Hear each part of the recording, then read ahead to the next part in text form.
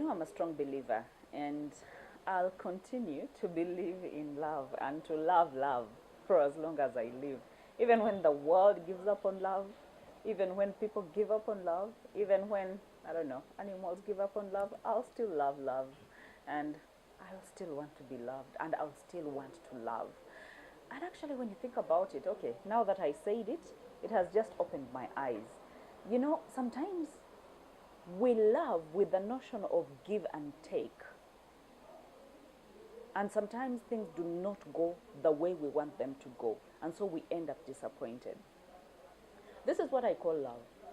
I love for being in love and to grow in love.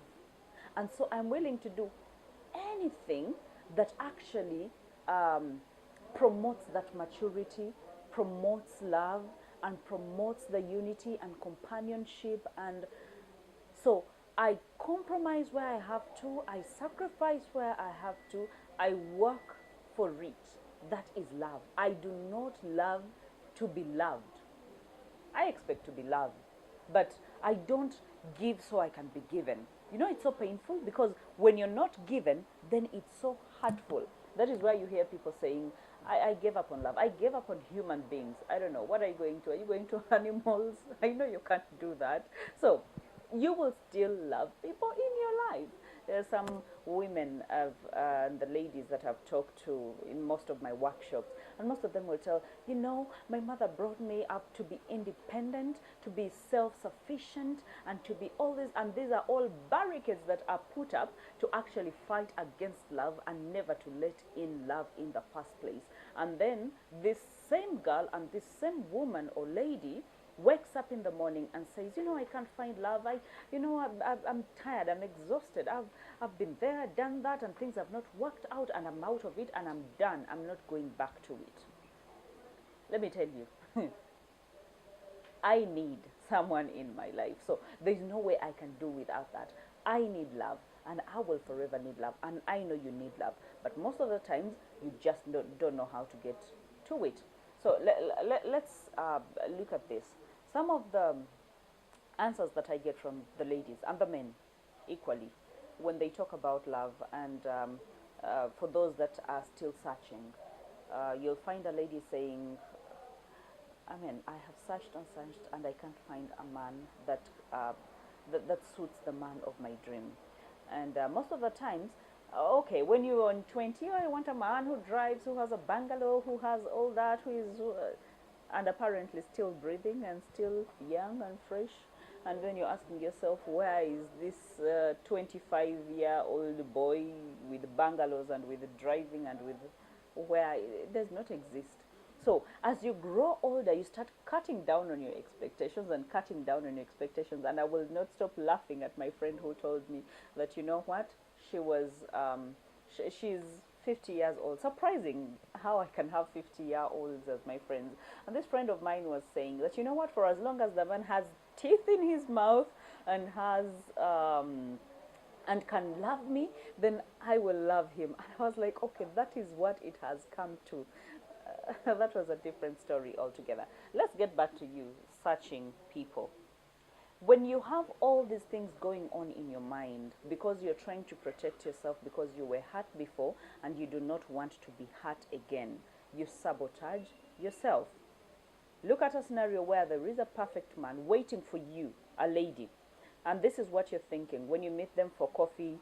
Inside your mind, there is a conversation that is going on. You're not talking to him. You're talking to him about the weather, about the news, about the terrorists, about everything else. But inside of you, there is a conversation. Can he love me like I expect to be loved? When I need him most, will he be there? Is he willing to commit for better and for worse? Will he facilitate? As in, I want you to be very, very keen about the conversations that you have in your mind. Even the men. Won't she cheat on me? Will she stay with me even when things get to the worst? Will she?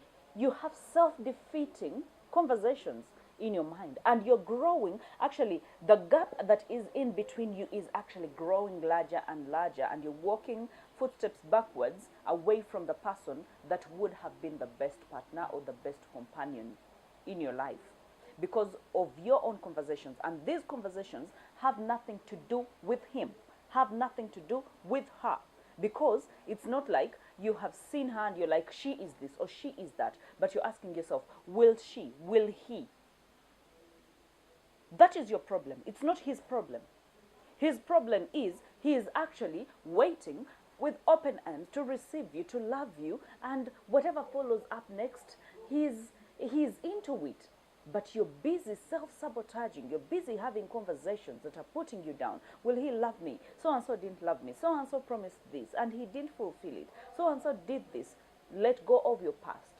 Stay in the present and stay focused. When someone says that I love you and I want this to try, take them for their word.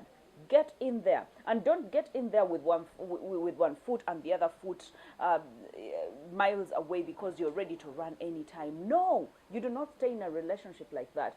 You go in, you're willing to state your boundaries, you're willing to state what you want and what you expect from your partner, and then you make it sweet and you make it work. Willingness. There is no compatibility. It's not a short and short that is compatible. No, actually a short and short might not work. A wise and wise might not work. Uneducated and educated might not work, because that is not the definition of compatibility. Compatibility is that you are willing to work towards the relationship and the other party is willing to work towards the relationship. So if you get someone who shows you that they have the willingness to work through it, please stick with them and see how far this can go. And know that actually you do not have to go a whole year to know about someone, whether you can commit or not.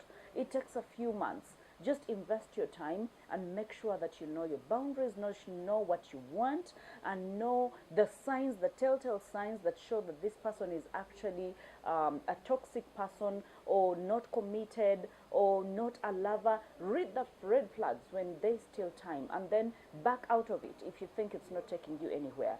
But before you go into it, never back out of it. Give it a chance and see how far it runs. I can be harsh sometimes, I understand. Please subscribe. Let's talk more.